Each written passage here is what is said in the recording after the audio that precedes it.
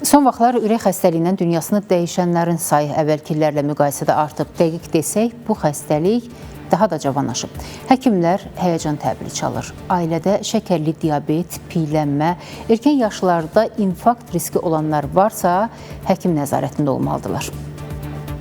Xəstəlik cavanlaşıb demək olar. Stres, gərginlik, əsəb, hamısı bunu təsir edir ürəyə.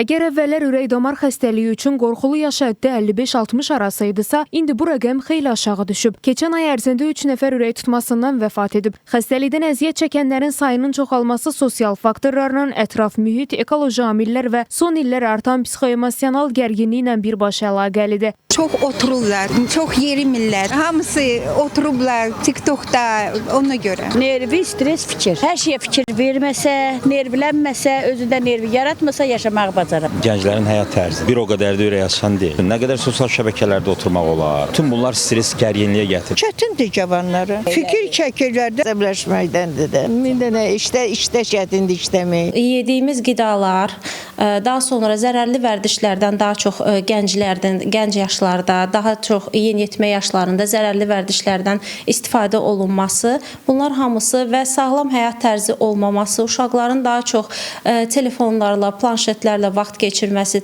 təmiz havada az olmaları, energetik içkilərdən istifadə etmələri, bunlar hamısı risk faktorlarıdır və yaranmasına, gəncləşməsinə səbəb olur. Bəs erkən yaşlarda ürək-damar xəstəliklərinin qarşısını almaq üçün nələrə diqqət etmək lazımdır? Sağlam qidalanmaya fikir vermək lazımdır, düzgün qidalardan istifadə etmək lazımdır, zərərli vərdişlərdən uzaq olmaq lazımdır. Ən azı gün ərzində 60 dəqiqə fiziki aktivlikdə olmalıdırlar, üzgüçülük, yürüyüş, qaçış və s. kimi idman növləri ilə məşğul olmalıdırlar, təmiz havada gəzməlidirlər, hərəkətsizlikdən uzaq olmalıdırlar. Bunlara yəni televizor, planşet, telefon qarşısında uzun müddət vaxt keçirmək nəzərdə tutulur.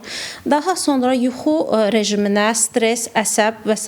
bunlara riayət olunmalıdır. Dünyada insanların 60%-i məhz ürəklə bağlı xəstəliklərdən həyatını itirir. Statistik göstəricilər bu xəstəliklərdən ölənlərin sayının ildən ilə artdığını və daha cavan yaş həddinə keçdiyini təsdiqləyir. Çalışın ki, sağlamlığınızın, xüsusən də ürəyinizin qeydinə qalın. Günəş Rızayeva, Kənan Abdullayev, Fidan Səfər, Spice xəbər.